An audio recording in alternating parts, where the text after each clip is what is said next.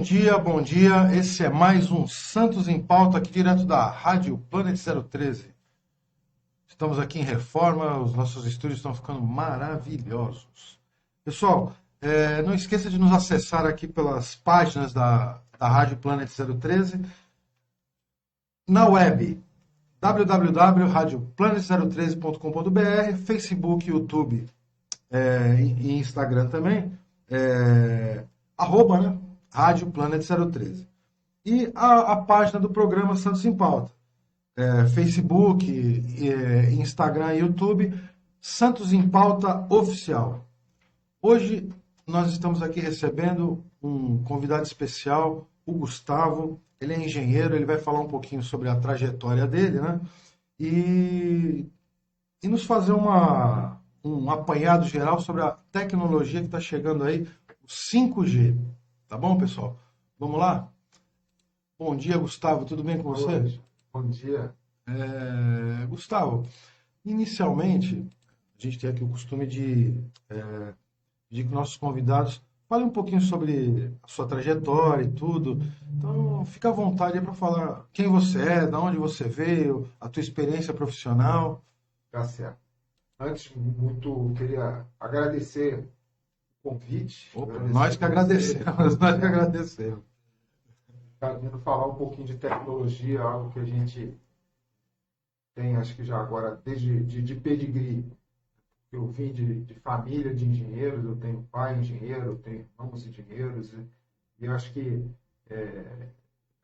na nossa vida isso foi meio que algo por osmose, ou que veio por natureza, veio de natureza.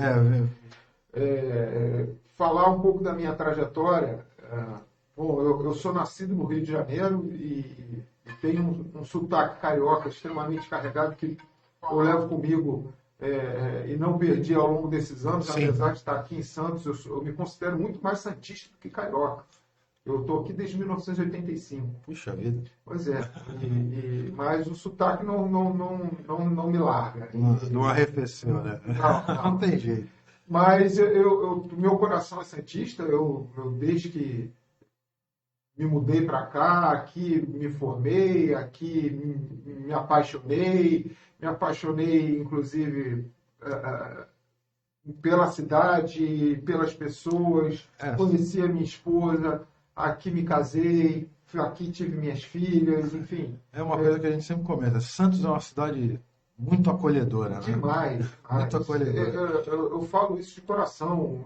Eu não me vejo assim envelhecendo e deixando esse plano em outro lugar.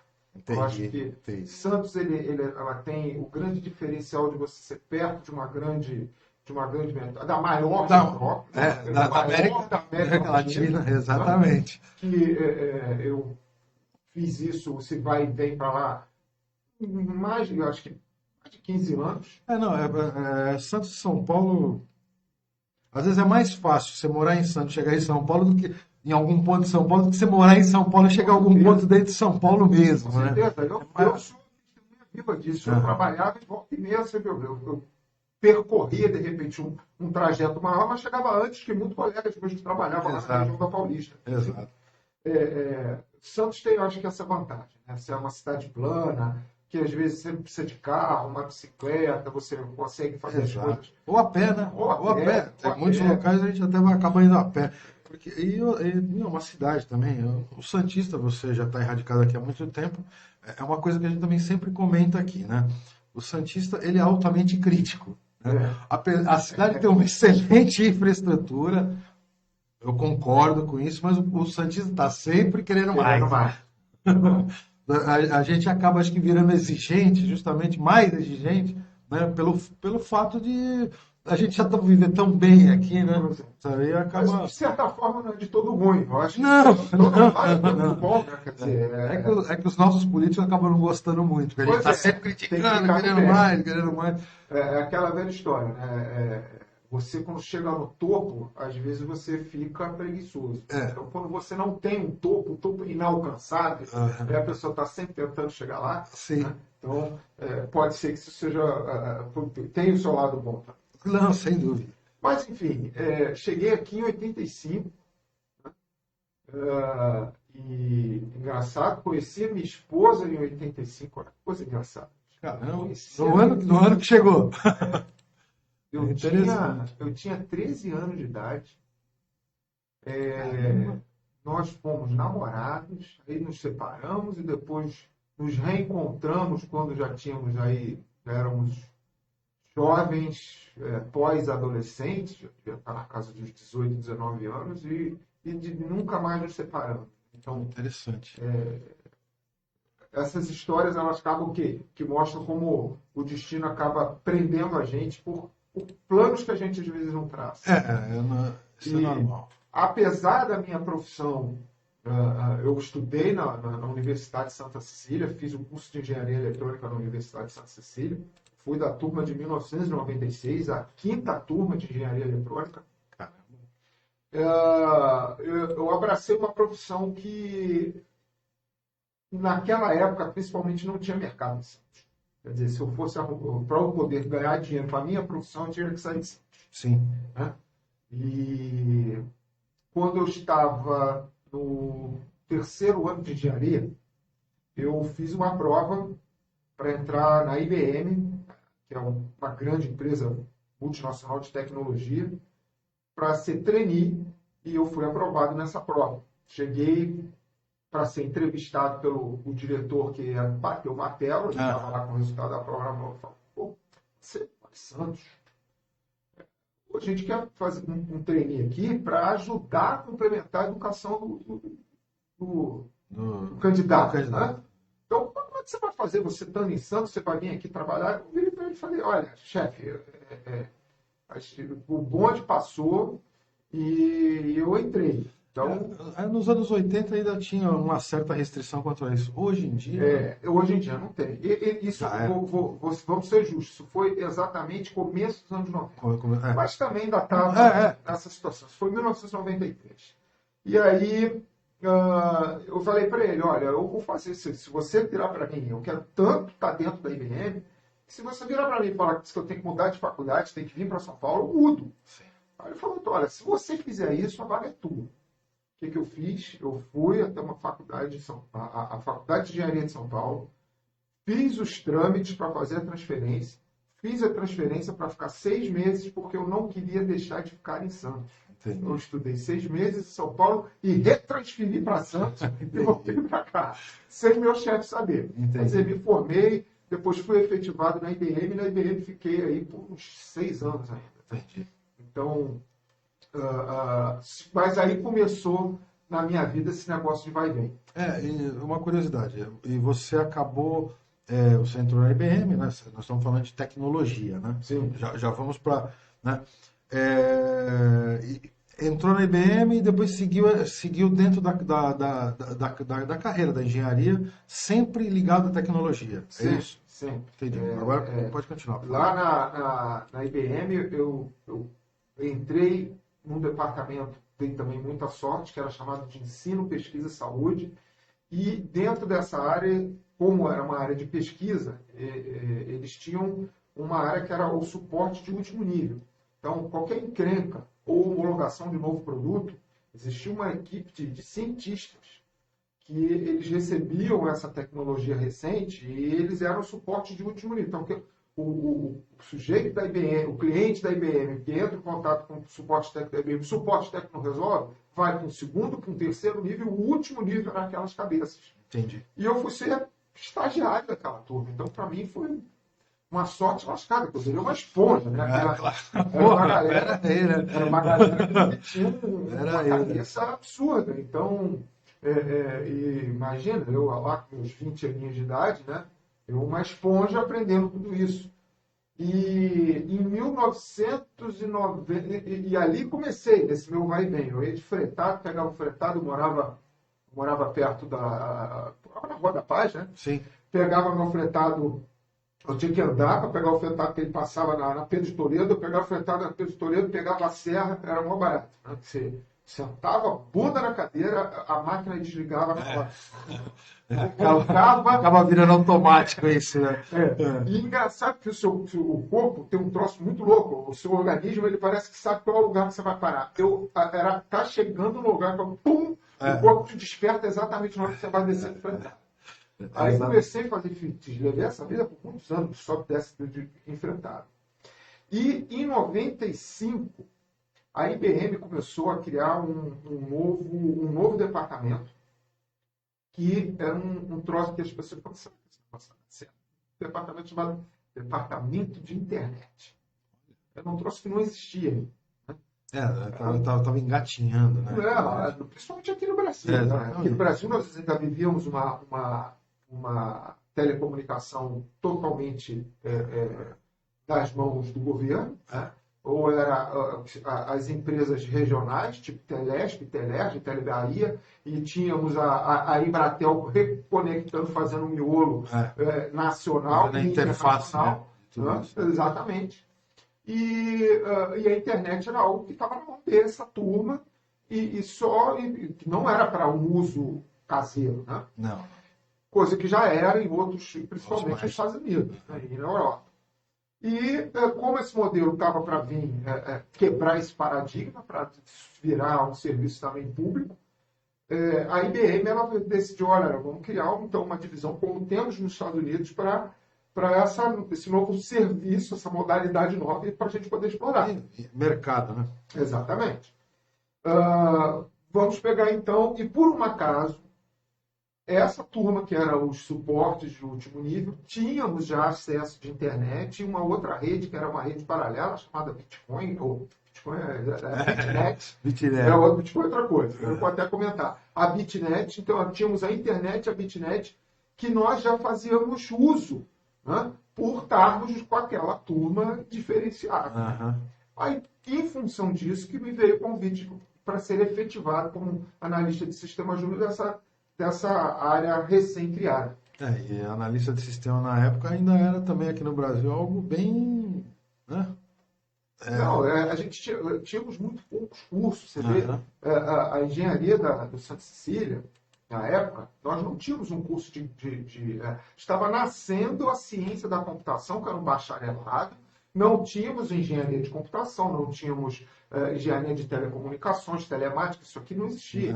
Eram poucas as instituições de ensino que formavam engenheiros voltados para processamento de dados, para, enfim, computação. Isso, aqui em São Paulo, eu me lembro que tinha na USP, e eu acho que na Mauá, na minha época.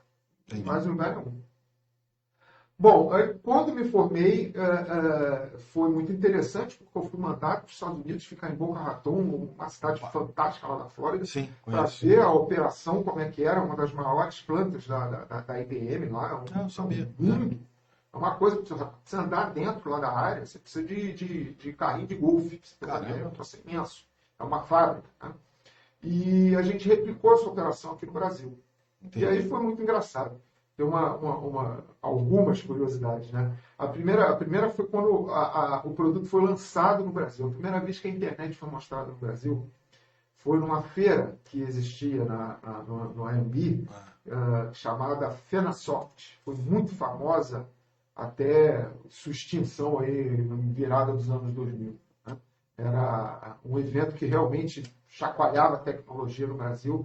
E o primeiro dia, geralmente, era onde as empresas mostravam os novos produtos. Né? E ela era um evento fechado, o primeiro dia de feira, porque era para autoridades, para repórteres, etc. E a gente ia fazer a apresentação da navegação da internet com um sistema operacional que a IBM estava lançando, que chamava-se até o S2 Warp. E discada, né? Era discada. Meu Deus! Só que assim, lá no stand, nós tínhamos o stand da Embratel, inclusive dentro da AMB, era uma conexão com uma linha dedicada, então ali ia ser mostrado não uma linha discada, né? Ia ser mostrado o serviço com um pouco mais de qualidade de navegação. Óbvio, dentro dos padrões de 1996. Sim. Né? Aí, o diretor da IBM, ser o apresentador, o MC, o cara que ia fazer toda o mise-en-scène, o show lá na frente, e eu era um peixezinho pequeno que estava no backstage lá nos computadores para fazer o troço funcionar. A Embratel, na hora que foi entregar o nosso circuito, entregou o circuito errado. E trocou um circuito, em vez para funcionar com internet, em termos técnicos, foi um circuito X25 que é para outro tipo de aplicação. E não funcionava. Aí eu, desesperado, conversando, olhei para a plateia, o presidente da IBM, o presidente da White Martins, o presidente só assim, né? O ministro da Educação, e o governador do Estado, né? O senhor Mário Covas sentado. Eu falei, e agora? Né?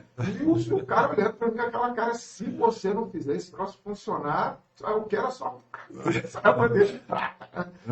Aí, o que eu fiz? Mas literalmente a cabeça. Eu comecei desesperado a montar um servidor local que fosse simular que o cara estivesse navegando. E enquanto enforcava alguém lá na Embratel que falava, me entrega o circuito direito que nós pedimos já há um tempão para ter o funcionamento aqui dentro. Bom, começou a apresentação funcionando no meu Frankenstein, que eu montei para que o cara começasse a mostrar mais ou menos a ideia.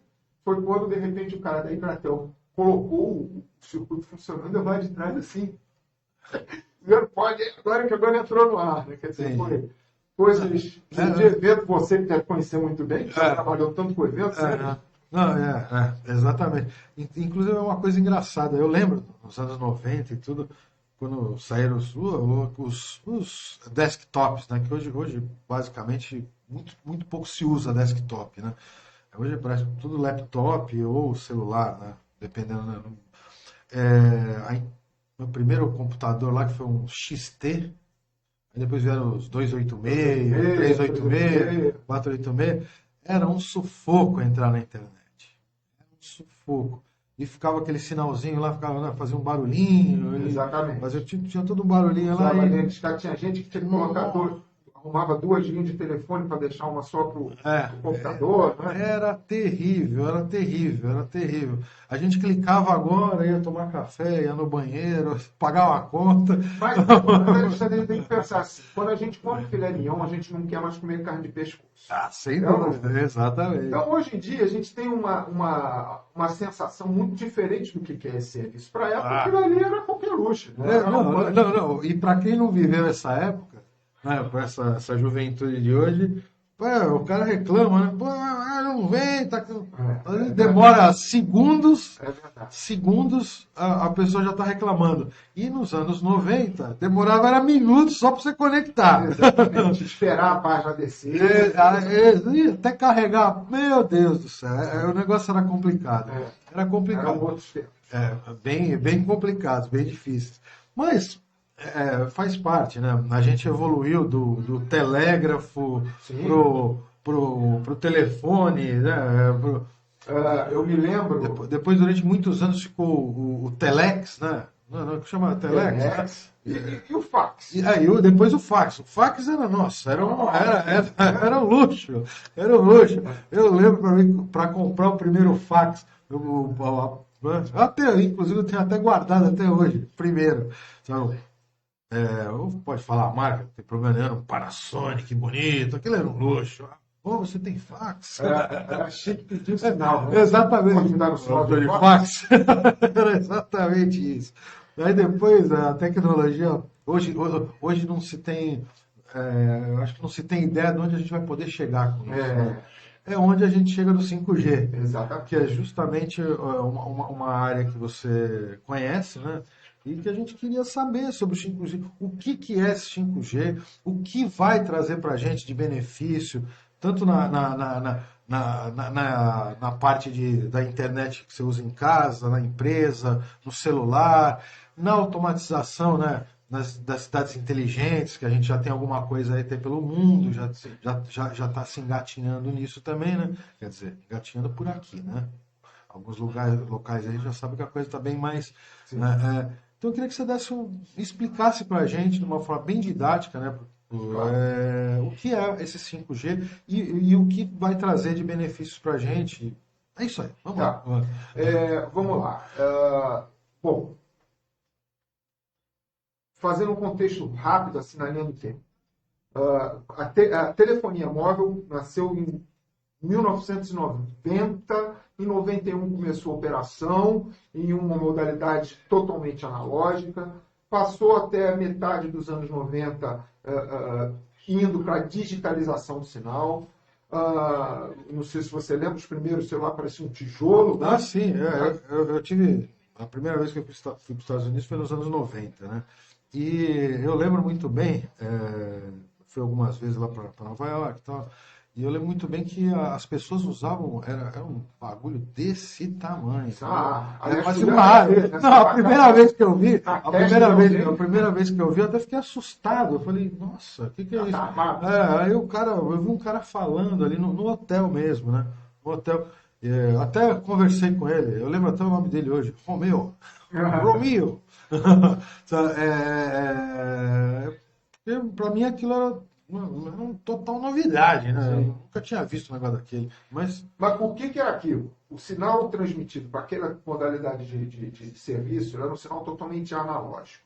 Sinal analógico, diferente do sinal digital, o sinal digital ele pretende embutir nas ondas que transmitem a informação bits, que é pulsos elétricos que a gente brinca chamando de 0 e 1. Tá? O sinal analógico, como uma voz humana, rádio AM, FM, esse sinal ele precisa de muita potência para você transmitir, embutir ele dentro de uma determinada frequência e embutir e transmitir. Para transmitir e receber. Por isso que o celular antigo era um tijolão, porque ele precisava de muita bateria. E a bateria, você lembra?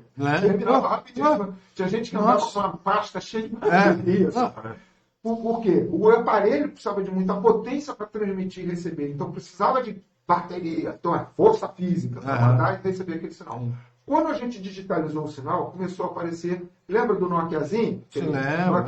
Eu cheguei a ter nos anos 90 aqueles PT 650, 950, que eram os tijolão. E a gente, exatamente isso, os Motorola. A gente comprava bateria extra, o carregador grande também, né? Então, essa molecada de hoje não faz nem ideia. Né? Exatamente. Qual que foi o grande diferencial nisso, que continua sendo diferencial da tecnologia? A gente pode falar, primeiro, a digitalização de serviços. Segundo, a capacidade de miniaturização da microeletrônica. A microeletrônica que a gente hoje não fala nem mais micro, agora é nanoeletrônica. Né? Então, isso foi o grande gatilho que conseguiu levar a tecnologia aos patamares que a gente está hoje. Sim. Então, a evolução foi justamente da combinação dessas duas coisas. Sim. Então, hoje, o que a gente tem? Hoje a gente tem um sistema que ele tem chamado de 4G, que é a quarta geração de telefonia móvel, serviço de telefonia móvel, que ele já é uma característica diferente da primeira geração, que a primeira geração ela foi simplesmente pensada para ter um serviço de voz, para as pessoas poderem se falar de forma remota e livre de fios. Esse foi o objetivo do serviço. Era transmitir voz. Mais nada. Ponto, acabou. Até porque a primeira geração só fazia isso. Só fazia isso, exato. Na evolução que a gente começou a transmissão de dados. Então, a quarta geração, que é essa que nós vivemos hoje aqui no Brasil, largamente uso, ela já foi uma tecnologia pensada para a transmissão de dados. Voz começou a ser algo que, já que estamos fazendo isso, vai também. Entendi. Entendeu? Já era algo que não... uma tecnologia já foi montada para isso. A quinta geração, diferente da quarta, ela não só está sendo montada para ser uma tecnologia para embutir dados de transmissão de dados, mas para embutir diferentes tipos de tecnologias e serviços. Então, ela está aí para ser a infraestrutura, isso aqui é muito importante. Ela vai ser a base para que você, em cima, coloque as outras camadas de tecnologias e use essa infraestrutura base para transmitir o que você precisa ser necessário para um específico serviço. Assim, se a gente for analisar, né, como leigo, né, engenharia não manjo nada. De tecnologia um pouco, sim, óbvio, mas bem superficial. Se a gente for analisar, o 4G já atende a pessoa comum. O internauta, se você já tem essa transmissão de voz que já foi, já está superada, né? E hoje dados A foto, é o documento, isso Rede para social. a rede social, isso já está para nós, né? Já está bacana, o serviço Sim. tá bom, entre aspas, bom, né? Um pouquinho mais de velocidade, um pouquinho mais de rapidez, seria bacana, seria melhor, né? Vamos lá. É, agora, o que vai agregar? O que é isso? Vamos dar um exemplo prático. O exemplo prático para a gente entender é o seguinte. Vamos supor que você vai hoje baixar um filme de um serviço de streaming no teu celular para você assistir depois. Tá? Na hora que você, no serviço de hoje, você clicou, quanto tempo um filme mais ou menos de 2 horas em Full HD você faz o download total desse filme? No nosso serviço hoje. Sim. Se você estiver na melhor condição da rede do teu provedor, ou seja, você está num bom serviço, que está te dando um nível de sinal legal, com um nível de serviço de pacote que você pode ter uma velocidade boa, você vai baixar esse filme em mais ou menos 6 minutos. Entendi. Tá? Ou seja, dá tempo de você ir no banheiro, tomar um cafezinho e voltar que o filme ainda está terminando de baixar. Aham. No 5G, qual que vai ser a diferença? 3 segundos. Hã? Nossa. Então, não dá tempo nem de você me perguntar. Você clicou, 1, 2, 3, baixou. Não dá tempo nem de se arrepender, né? Nada, nem de ver se o filme é bom ou nada. O que isso pode acarretar? Vamos para um outro exemplo prático. Exemplo prático seria, você imagina, uma tecnologia que já existe. Por exemplo, uma cirurgia feita por um sistema de robôs, Sim. onde você tem uma operação feita por um cirurgião que está sentado num console mexendo em determinados joysticks e um braço robô de forma muito menos invasiva, está entrando no sujeito, está levando... E com precisão, né? E com uma extrema precisão, e ele consegue fazer o procedimento. Isso hoje já é uma realidade. Sim. Mas é uma realidade com o médico sentado na frente do console e o sujeito sendo operado do lado dele. Exato. Tá? Exato. Isso vai poder ser feito, por exemplo, o cara estando lá em Pacaraima, lá no meio da Amazônia, e o médico, de repente, aqui no Hospital das Clínicas em São Paulo, ele vai estar fazendo isso. Por quê? Existe um conceito que alguns dos conceitos em redes de computadores que a gente precisa tomar muito cuidado, um deles é a latência. O que é a latência? Sim. É quando você faz uma solicitação de serviço, o serviço vai até onde o servidor que esse equipamento está efetivamente hospedado e esse serviço volta.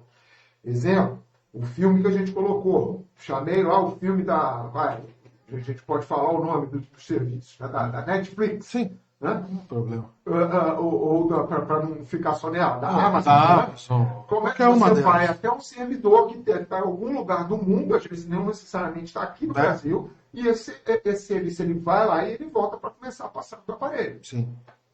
A diferença é que essa latência é um instalar vai passar a ser um instalar de dedos. É automático, é essa sensação. Porque nada adianta o cara ter delay. Imagina, mexer o braço robô, esperar 6 minutos para o braço robô mexer para caralho. Quer dizer, o cara morreu. Então, tem que ser mexer. É automático. É frações milésimos de segundos para que as coisas sejam realmente automatizadas. Entendi. E aí, nisso, vem novamente. O 5G ele é a infra, que tem a capacidade de ter essa latência baixa, essa velocidade extremamente alta, mas ela não é o que vai fazer o serviço. Não, aí, como eu te falei, como camada dessa tecnologia. Esse exemplo que você deu da medicina já é um absurdo. Inclusive, isso vai baratear, né, o cuidado, o socorro humano, né? Porque, às vezes, é o que você falou, o médico pode estar aqui e o paciente lá em Pacaraima. É uma coisa, imagina se for algo de urgência. Só tem um especialista aqui, a muita distância. E vamos além, não só na intervenção cirúrgica, para fazer o diagnóstico. Exato, também, o diagnóstico. O cara na massa, a intervenção, a gente está falando já do extremo, né? Extremo. Agora, aí você tem os níveis abaixo, né? Que são diagnóstico, exames e tal. A gente tem percebido que a tendência de você achatar a pirâmide de certas competências profissionais. Exato. Né? Por exemplo, eu vou precisar muito mais de técnicos para operar o sujeito empacar a arma para botar ele na maca, ligar o equipamento, etc. Porque médico efetivamente está ao topo da pirâmide. É o cara que vai o já cara que chegar vai... no ajuste fino, né? Exato. Interessante. Não, então, basicamente, é essa velocidade absurda, né? E somado a uma cobertura absurda. Até porque, para você conseguir ter uma velocidade absurda, você tem que estar muito mais próximo das ervas. Então, ao invés de hoje, que a gente vê aquelas antenas imensas em topo de prédio, aquelas coisas horrorosas, eu acho isso horrível, né? Porque é muito esteticamente feio, não é algo... esteticamente é um troço feio. Uhum. A gente, inclusive, isso está sendo pensado no 5G. Toda uma integração urbana para essa eletrônica que tem que nos cercar. Então, por exemplo, os serviços eles vão ser passados em 3 níveis. Para quando você conseguir estar muito perto de uma antena transmissora, para se de repente, por algum motivo, você não está perto de uma antena transmissora, você vai ter um nível intermediário de serviço, que não vai ser tão veloz quanto aquele mais próximo. E de repente, se você está no meio de um canavial, você também conseguiu, óbvio, também não com uma velocidade tão rápido quanto a mediana e a perto, mas mesmo assim uma velocidade legal como hoje, que nós temos no 4G, mas você vai ter o serviço à sua disposição. Até interessante, né? A gente já tem no campo uma automatização de maquinário. Com certeza. Aqui no Brasil, algo meio que está ainda... Nos Estados Unidos é praticamente... Sim, mas a gente pode dizer que uma das áreas que temos orgulho é realmente o nosso ar. Não, nosso negócio é então, espetacular. Mas esse maquinário de colheita e tudo, no Estado, acho que, não sei aqui, mas nos Estados Unidos acho que está bem mais, é bem mais comum, né? Você ter, o cara tá dentro lá da sede lá da fazenda e está controlando a máquina por GPS. Sim, em termos de conectividade, sem dúvida, os Estados Unidos, por exemplo, 5G, lá eles já estão perto. Entendi. De norte a sul e a oeste. É impressionante a diferença, como eles estão na frente do resto do mundo. Os Estados Unidos, realmente, mesmo na frente do Canadá e da Europa, eu voltei para o Canadá tem pouco tempo, posso até depois vou dar alguns exemplos do que andou acontecendo por lá, mas o que ainda no Brasil, nós ainda temos o que a gente chama de pontos cegos, principalmente em áreas rurais, que, apesar de ser a gente já tem um emprego de tecnologia muito alto, com sistemas automatizados, com sistemas de drone, isso tudo já sendo empregado aqui no Brasil, mas, às vezes, para uma melhor integração e controle, a gente fica ainda devendo porque nossa infraestrutura ainda tem esses pontos cegos. Entendi. E o 5G, a primeira coisa que eu falei, ele pretende cercar, você vai estar cercado de uma infraestrutura capaz de te conectar onde você quiser, que tem o seu lado excelente e tem o seu lado perigoso. Tem as duas moedas que a gente precisa ter. Não tem bônus sem ônus. Né? Exatamente. Então, isso é um ponto muito importante na vinda do 5G, quando a gente fala nas questões de segurança, até na segurança física. Isso é um tabu que a gente vê pessoas falando que já reclamavam muito do 4G, que isso aqui esquenta a minha cabeça. E, de certa forma, se fala muito tempo no celular, você vai ver que isso aqui começa a esquentar. Sim, existe um troço chamado efeito Joule. O que é o efeito Joule? Qualquer onda eletromagnética ou o sinal elétrico dentro de um ambiente, de um sistema fechado, ele vai gerar calor. Né? Gera calor. Tá... Então, isso não precisa ser feito já. Você começa a desperdiçar energia com calor. Sim. E aí, ai meu Deus, então eu vou estar cercado por equipamentos que vão, de repente, me fritar. Bom, e outra, essa irradiação eletromagnética constante, será que esse troço não vai me dar um câncer, vai me criar um tumor? Então, esses tabus é muito importante a gente entender.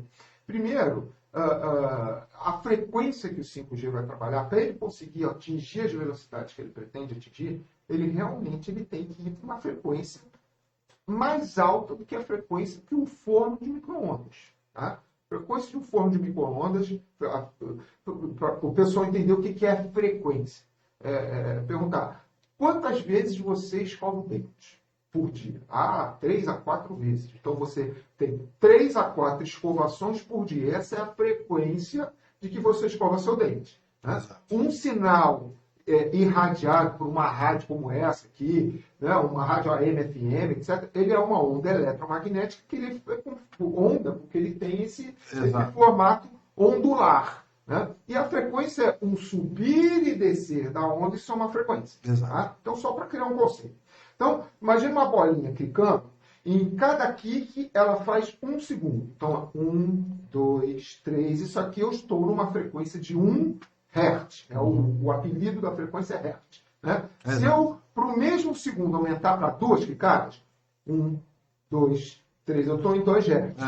O sinal que hoje 4G é de 6.800 milhões de hertz. É a velocidade. Tão louco. Né? E como vai o 5G? O 5G vai muito além disso. Eu já vou até comentar para onde vai o 5G. E existe uma faixa de frequência de emissão eletromagnética perigosa para nós, seres humanos, que são chamadas as frequências ionizantes, tá? Que é um raio-x. Quando você quebra seu braço, você vai tirar uma chave, precisa passar um raio-x pelo seu corpo e fazer uma refração numa placa que, em função daquilo, vai mostrar a imagem do teu osso quebrado inteiro. Né? E, enfim, toda a gama de radiação eletromagnética, que é chamada de ionizante, essa a gente tem que ter medo. Entendi. Exposto a essa radiação, você certamente vai pegar um câncer. Entendi. Tá? Legal. Gustavo, 5G vai até esse nível de frequência? Não vai. Fica tranquilo. Então vai até onde? Bom, vai até isso aqui. O que é isso aqui? Luz visível. A luz visível, ela está numa faixa de frequência que o 5G ele avança e chega perto, ou seja, mais ou menos 90 GHz. Se milhão era aquele, eu estou no trilhão agora. Exato. Tá? Loucura. Loucura. Só que, imagina, sem a luz não existiria vida. Sim, sem dúvida. Não é? Então, não é que a luz é perigosa, a luz é necessária. Então, a faixa de frequência do 5G entra na faixa de frequência da luz visível, de tão rápida. Mas é uma faixa de frequência segura. Então, gente, não vão pegar câncer por causa de serviço 5G. Tá? Bom, aí, Gustavo, mas você falou que ele vai trabalhar também na frequência do forno de micro-ondas, que é 4,6 GHz. Quer dizer que vai ser igual como você está falando, que a gente vai estar muito próximo de antenas? Vamos. A ideia é que, no nível, lembra que eu falei que são 3 níveis? O nível 1, a ideia é para aquecer no poste. De repente, poste sim, poste não, a gente tem um equipamentozinho emitindo sinal 5G. Exato. Então, é igual que se eu tiver um forno de micro-ondas em cima do poste, vai me fritar minha cabeça? Não é bem assim. Por quê? Primeiro, todo forno de micro-ondas ele é feito para emitir aquele sinal dentro de um equipamento hermeticamente fechado. Exato. Né? E aquela frequência de onda, por ela ser tão pequenininha, ela concentrada vai concentrar, vai na molécula de água do alimento e friccionar a molécula de água, e aquela fricção gera um efeito Joule e vai esquentar o seu ramo. Exato. Tá certo? Agora, aí meu cérebro, se eu enfiar o cérebro dentro de um micro-ondas, vai fritar meu cérebro, claro. Por isso que os micro-ondas modernos, na hora que você abre a porta, ele para. Sim. Né? Os antigos não, você abria. Se você ficasse exposto lá, você ia acabar se queimando, com uma distância, óbvio, de uns 30 centímetros. Né? Existe uma potência, tá? Aí vemos um outro conceito, o conceito de potência. Se você aumenta a potência desse sinal, você pode ser que você tenha um problema. Então, o sinal 5G, ele já é pensado numa potência segura. Você pode estar, inclusive, perto da emissão que você não vai te fazer mal. Entendi. E, inclusive, ele é muito suscetível a barreiras. Às vezes, uma chuva forte vai interromper o sinal. Entendi. Por isso, pensado em 3 níveis. Quer dizer, interrompeu o sinal, vou ficar sem serviço? Não. Você vai passar para o nível intermediário. Porque esse já é um nível que esse tipo de interrupção física não vai me causar qualquer tipo de problema. Entendi. Bom, dentro de tudo que você está falando, você também é um estudioso da Smart Cities e tudo, os serviços também, a segurança, ela vai passar para outro patamar, né? Sim. Patamar. Você imagina uma cidade que nem São Paulo, o sistema de semáforos todo controlado por uma central realmente numa velocidade dessa. Exato, exato. Você imagina a seguinte situação: um acidente grave, chegou o carro de resgate do bombeiro, botou o sujeito dentro da máquina e vai levar para o hospital. Hoje ele tem que sair gritando e buzinando para que a rota seja liberada. No momento que isso acontecer, quando você tiver o conceito de Smart City, os sinais vão entender que ali vem uma ambulância de emergência e ela vai rotear todo o fluxo do trajeto da ambulância para que ele consiga chegar sem nenhuma interrupção. Então, é coisa nesse nível. Smart City, cidade inteligente, é você botar realmente a cidade em função dos munícipes. Sim. Então, e não ao contrário, não é você botar tecnologia para você, por exemplo, gerar mais multa, para fazer um imposto de multa. Entendeu? A gente tem que pensar pelo lado do bem, do né? Bem, do né? bem, Só né? que Por favor. a gente sempre levanta o flag, por exemplo, mas quando eu falei de questão de segurança, né? Você imagina que a cobertura vai estar, nós vamos estar cercados por essa infraestrutura. Quer dizer, uma pessoa mal intencionada e com conhecimento científico suficiente, ele vai ter portas de entrada para onde ele quiser. Sim. Então, todo o cuidado de cybersecurity, de segurança de redes, isso tem que ser muito mais dobrado. E a gente sempre fala, qual é o elo mais fraco? Ou qual é a tua corrente mais fraca? A tua corrente é tão forte quanto o seu elo mais fraco. Sim. Se você não adianta você cuidar da tua segurança e deixar uma portinhola destrancada e aberta, porque vai ser ali que o malandro vai entrar e pode ser que você tenha problemas. Sendo roubado seus dados de pessoas físicas, ou até coisa muito mais séria. Vou te dar um exemplo. Micro-ondas, eu falei que é seguro. Mas é seguro até o momento que você aumenta a potência fazendo um forno de micro-ondas gigante. Sim. Né? Você imagina uma coisa que recentemente falou que houve um ataque de micro-ondas em Nova York, onde funcionários da Casa Branca começaram a passar mal. Isso é ficção científica? Não, não é. Se você pega um equipamento que trabalha numa frequência alta como essa, se você aumenta a potência, aquilo vira uma arma. Né? Então, a coisa nesse nível. Você tem câmera, você quer saber onde está o Zé das Couves. Se você não é autoridade pública e você quer, de repente, perseguir alguém e você tem um conhecimento científico, você vai ter, porque você tem câmera que você vai poder acessar e ver onde está a pessoa que você quer perseguir. Então, tem cuidados e a outro recado que a gente sempre colocar é que todos as prestadoras de serviços tentam precaver. É óbvio que a gente não pode dizer que a segurança é 100% certa. Né? 100% Mas não será. Não será. Agora, em termos de Smart City, né? Isso é algo interessante, Alexandre, porque esse conceito é um conceito que não é de hoje. Ele não é um conceito que ele veio em função de si. Não, a gente sabe.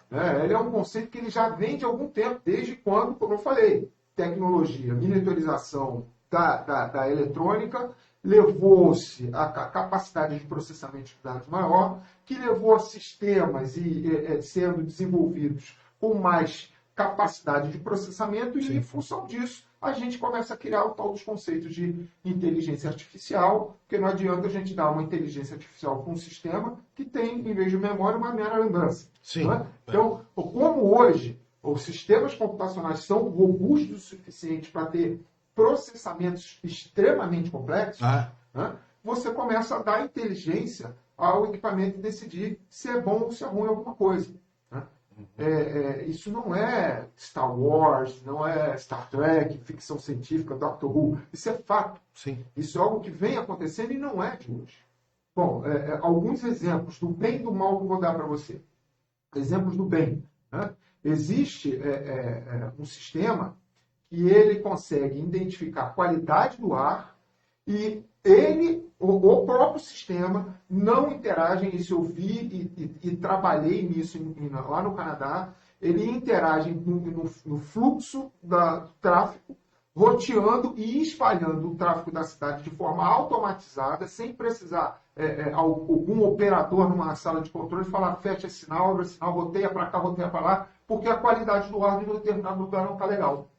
E hoje em dia, né, nas grandes cidades, como São Paulo, como todas do mundo, a qualidade do ar realmente é algo preocupante, né? Extremamente preocupante. Você vê que quando você tem épocas de muita seca, né? A gente aqui no Brasil, esse ano, desculpa, esse ano a gente viveu, tá tendo um problema hídrico, né? Choveu pouco, né?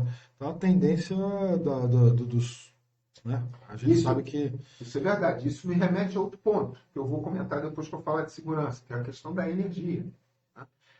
Voltando da segurança, da aplicação, só fazer um parênteses. É, com relação justamente à energia. Esse tipo de equipamento, ele consome mais energia, né? É, pergunta básica, do total leigo. Você vai ter um consumo maior de energia elétrica ou ele é inteligente o suficiente também para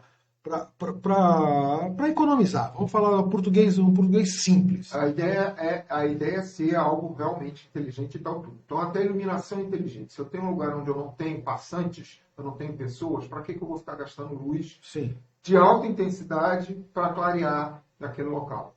Então, o sistema vai ser inteligente o suficiente, saber ali eu não tenho ninguém, bota só um ligeiro foco, para dizer que também não vai ficar dentro tudo às escuras. Então, basicamente, assim... Só que, Alexandre, tem o outro lado. Se hoje a gente está falando que a gente vai ter uma massificação de cobertura e de serviços, os serviços e os equipamentos são mais inteligentes e vão ter um consumo equilibrado. Exato, o consumo do equipamento que eu estou falando. O consumo é equilibrado. Mas você vai ter mais, né? Muito mais. Exato. E quantos por cento isso é temeroso? Quantos por cento a gente está pretendendo em mais ou menos, chegando mais ou menos a 2030? 175% a mais de consumo elétrico. Opa. Isso é um flag, uma bandeira que a gente tem que tomar muito cuidado. Porque, para você ter uma ideia... É para ter um apagão... Não vai funcionar. Não vai. Só que isso é algo que eu tenho certeza que todo mundo raciocina e pensa, até porque a gente anda vendo, não dá para ficar só confiando em São Pedro, mandar água para a gente encher nossos reservatórios, porque a gente precisa de crescimento econômico. E não existe crescimento econômico sem investimento na malha energética. Exato. Como é que a indústria vai produzir mais? Ela precisa de energia. É onde eu vou fazer mais um parênteses, que os governos, né, principalmente aqui no Brasil, a gente está engatinhando nisso. Não investem, né, ou não... Oh, meu Deus, não vai sair a palavra agora, estou travado hoje. Primeiro que eu tô óculos, né? Para enxergar tá uma briga. Entendeu? Mas não estimula o uso por exemplo, da energia solar. Sabe? Era caríssimo, já baixou. Mas ainda está muito caro. Eu vou te dar um exemplo. Tá muito caro. Eu vou te dar um exemplo. Na Alemanha, que tem um sol chechelento, eu conheço a Alemanha, realmente é complicado. Mas não tem um telhado lá que não tem uma placa solar. Exato, a gente não entende. Aqui, que nem nós estamos aqui num conjunto comercial, dentro de um prédio comercial.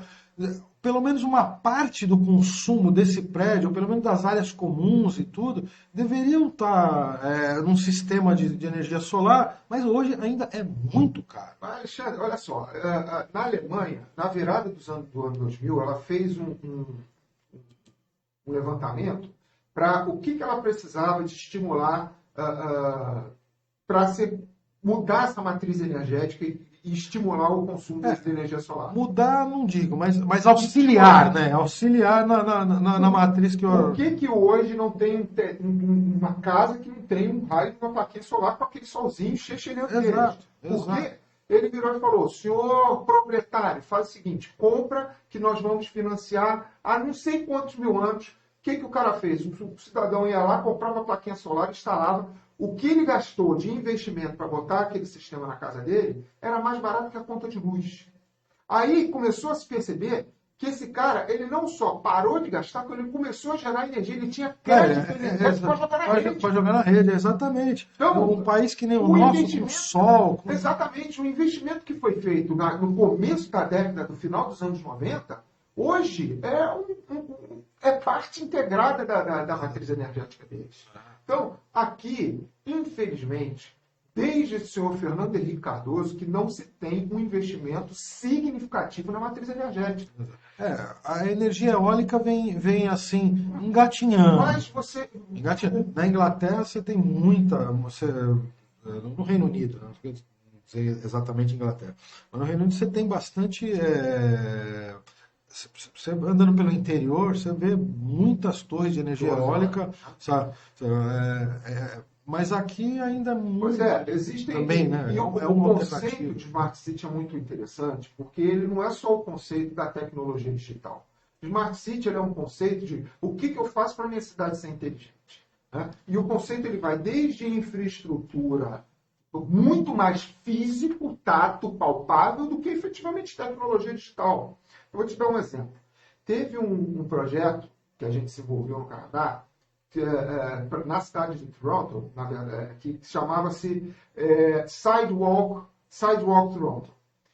Eles pegaram uma área, algo que seria sugestões muito interessantes para muitas cidades brasileiras. Pegou um lugar que desvalorizado, imagina uma área portuária que não está, sabe, largada. O centro de Santos, que hoje está... Exato, que hoje está, chegamos a... caiu ladeira abaixo. Né? Então, imagina você pegar e você fazer um projeto de revitalização daquela área com conceitos de Smart City. Então, antes de você chegar na última camada do conceito, que é a camada de inteligência digital, você tem toda a parte física e palpável que você tem que trabalhar. Então, por exemplo, no Sidewalk Toronto, o lixo, ele pararia de ser levado por carros. Foram construídos toda uma ala de galerias subterrâneas que você... Isso já é um conceito antigo que Toronto tem, que é os prédios comerciais, eles já têm uma área subterrânea que se ligam a galerias comerciais, que uma verdadeira cidade subterrânea dentro de Toronto, e você tem todas as partes de serviços de utilities e facilities indo também por debaixo da terra. Exato. Então, você até a questão do frio, lá eu peguei menos 27, lá eu sei complicado. Você fica com um ônibus menos 27 aí no chifre, né? Não é fácil, não. Então, o que acontece? O lixo ele é descartado nessas galerias e servomecanismos levaria esse lixo para áreas de reciclagem e de geração de energia. Sim. Aquele lixo já era fonte para ser gerada energia elétrica através de todo tipo de dejeto, seja orgânico, não orgânico, metálico, seja que for, aquilo tudo vai virar energia. Toda a iluminação, toda a parte de energia é limpa. Ou seja, não vai ter suas próprias centrais de geradores dizendo que parece que 65% vem justamente da queima de lixo em sistemas chamados pirólise, que é onde você joga o lixo ele é pulverizado, explode em energia e começa a gerar turbinas que vai alimentar a energia da cidade. Todas as ruas elas têm um ligeiro movimento cinético, que esse movimento gera energia elétrica também, por estar variando como se fosse uma turbina. Então, as ruas, os passadiços, as ciclovias, automaticamente geram energia. Entendi. O lugar ele é banhado pelo Lake Ontario. Né? E a maré do lago, existem sistemas que a maré do lago variando vai gerar energia. Aí passou da energia, vamos para as construções. Algumas cidades do mundo eles usam no Nova York, né? Acho que no Rio Hudson usa também, tem turbinas. As turbinas embutidas no rio. Então, são soluções que precisam de muita vontade, porque custam caro. Essas sim custam mais caro, mas assim, num país que nem o nosso, de sol abundante, isso já não é tão caro assim, né? Quer dizer, é caro porque o equipamento é caro, né? Mas... Vamos falar de um troço prático. Quanto você acha que custou para a gente chegar no nível de desenvolvimento da nossa micro nanoeletrônica? Vou te dar um exemplo. Gustavão aqui, em 2004, foi para a França, quando fiz uma pós-graduação no Instituto Nacional de Ciência Appliquée, em Toulouse, onde eu fiz um desenvolvimento de um microcontrolador, que ele era mais ou menos 1/4 da minha unha, do tamanho da minha unha. E eu consegui colocar lá dentro 27 mil transistores, 27 mil transistores. O transistor Sim, normal sim. ele é mais ou menos desse tamanhozinho. É. Tem 27 mil integrados num tamanho de um quarto de uma unha para fazer um microcontrolador. Legal. Ô, Gustavo, 2004, você pô, 27 mil transistores. Sabe quantos transistores tem dentro desse processador que está aí no teu laptop? Não faço a menor ideia. Pois é. Vou te então, primeiro, o tamanho do teu processador, ele mais ou menos é 4 centímetros. Ele é um pouco maior. Né? 4 centímetros, um quadradinho de 4 por 4. Ele tem 8 trilhões de transistores dentro desse cara. Um transistor, vamos falar, eu vou usar de exemplo o cara mais malvado da atualidade, o mais odiado ser da humanidade, o senhor SARS-CoV-2, nem sei qual é o Covid, o vírus do Covid. Sim. Sabe qual é o tamanho do vírus do Covid? Não. Ele mede 120 nanômetros mais ou menos. Tá? Então, 120 nanômetros é 0,0000000000012. Isso é 120 nano. É algo bem pequeno. O transistor que está aí, ele tem 10% do tamanho do vírus. Ele é menor.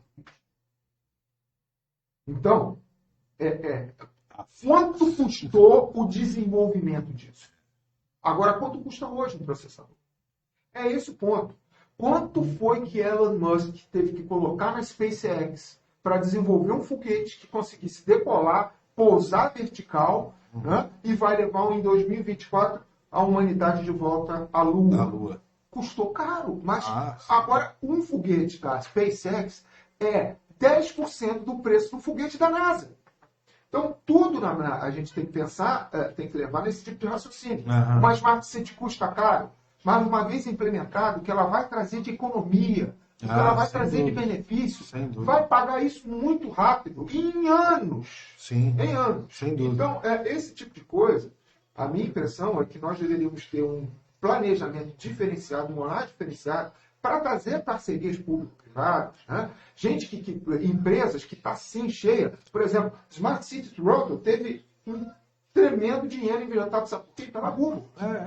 Mas, inclusive, na verdade, o papo está tão bom, mas está acabando, se tu quer saber. Já são 9 horas da manhã. É uma coisa interessante. Você falou sobre PPP, é importantíssimo nos dias de hoje, sem dúvida. Mas uma coisa que também o poder público poderia fazer. Hoje a gente teve um boom imobiliário no Brasil, né, nos últimos anos. Onde estava o poder público que não enxergou a necessidade de estimular que os novos prédios, as novas construções usassem a energia solar? Já fossem preparados. Perdemos mesmo. Né? Ainda dá para recuperar. Sim. Mas já passou um. Essas novas construções que a gente teve, principalmente aqui no sul-sudeste, né? O desenvolvimento foi realmente imobiliário, foi absurdo nos últimos Imagina anos. que se quanto mais para perto do Equador, melhor existência solar. Exatamente. Então, o Nordeste é o melhor lugar que tem para fazer solar. E no Nordeste eles houve um grande investimento mais em energia eólica, né? Porque também o vento ali o vento do Nordeste mas a energia solar eu acho que fica mais barato e capilariza, né? Com certeza. Capilariza. Você acha que na Califórnia que você tem fazendas, né, de energia solar, né? Eles chamam de fazendas, né? Você tem um lugar na Europa, mais precisamente na Espanha, em Almeria. Almeria é um lugar desértico. É uma parte da Espanha que parece que você está no Saara. Né? É desértico. Sim. Como é que você me diz que Almeria é a cidade que mais exporta hortifrutis para a Europa? Num lugar desértico que não tem uma gota d'água. Exato. Porque eles usam massivamente energia solar e retiram água do Mediterrâneo para fazer dessalinização e dessalinização também da área do ar para gerar água para produzir frutas, legumes num lugar que não nasceria nem um cacto se você tentasse plantar. Complicado. Né? Aí agora você imagina nós aqui que temos uma terra riquíssima. Aqui plantou, dá. Se todo mundo, acho que foi uma das minhas motivações para voltar no passado para o Brasil. né? Além das trombetas do Apocalipse, que começou a falar que o mundo ia acabar, graças a Deus não acabou, né? Não vai acabar, Isso sim. vai passar, mas é o fato de falar, gente, aqui nós somos um país abençoado. Sem dúvida. E Santos é uma cidade maravilhosa. Sem Como eu dúvida. falei para você aqui, eu quero terminar meus dias, então por isso voltei. E se puder tentar contribuir aí para esse futuro melhor, eu estou aqui para isso. Aí eu vou te fazer uma pergunta final, como carioca, Tá. né? Porque a gente sempre mexe, brinca aqui com as pessoas. Eu tenho muitos amigos santistas, torcedores do Santos. Aham. E eu sou um nascido em Santos, moro na Vila Belmiro, praticamente nascido e criado na Vila Belmiro, e sou palmeirense. Você não virou santista, não. Olha, eu vou ser muito sincero. Quando tem campeonato paulista, eu sou santista. Entendi. Eu torço pro Santos. Entendi. Mas quando não, quando é campeonato brasileiro e demais, aí eu sou Mengão. Eu sabia. Não tem como. Eu sabia. Tem jeito de flamenguista. Aliás, eu brinco, né? Eu brinco com todos os meus amigos, inclusive na última aqui, na quarta-feira, fiz a mesma coisa. Santos, acho que o estado de São Paulo, né? Flamenguista eu conheço alguns aqui, tenho muitos amigos em Manaus, flamenguistas e tudo. Mas o estado de São Paulo tem só 2 vascaínos. Que é o nosso amigo Denis Xavier Alonso, advogado, e o João Quipanqueca. Coitado. São Que sofredores. sofredores, tadinho. Estão passando algum karma de vida passada. Mas, ô, Gustavo, bom, deixa aí tuas considerações finais. É muito importante essa tua vinda aqui. A gente vai reagendar uma outra e vamos sair dessas. A gente acho que Do genérico para o detalhe, porque é muito importante essa discussão de tecnologia, de smart cities, de geração de energia. Você, como engenheiro, conhece muito melhor que nós, né? É muito importante. A gente vai reagendar você para uma outra data para a gente ser um pouquinho mais, esmiuçar um pouquinho mais essa parte. Sabe? Eu te agradeço muito a vinda aqui, sabe, você esclareceu. É muito rápido, né? 1 hora passa muito rápido, sabe? Mas a gente precisa entender um pouco mais isso. Então, a gente vai conversar depois com você aqui em off e vamos um pouquinho mais para frente marcar uma data para a gente entender um pouco mais isso. Vamos sim. Tá bom? Então, deixa as tuas considerações finais primeiro aí. agradecer, tá Alexandre entre amigos aqui, Sim. falando de um troço que eu gosto, para mim é um tremendo prazer. Né? Com certeza. Melhor que isso, só se a gente for fazer num fim de tarde, você botar ainda uma cervejinha aqui. E o churrasco. Então, assim, para mim é um tremendo prazer. E acho que a mensagem que eu sempre costumo colocar, eu vivencio isso como pessoa, tecnologia como pessoa, como profissional, acho que desde, como eu falei, desde muito moleque. Né? Eu sou filho de engenheiro, meu primeiro computador tinha menos de 10 anos, eu tinha 9 anos, foi o primeiro TK-85, antes de XT. Então, assim, eu sou uma pessoa que eu vivo tecnologia.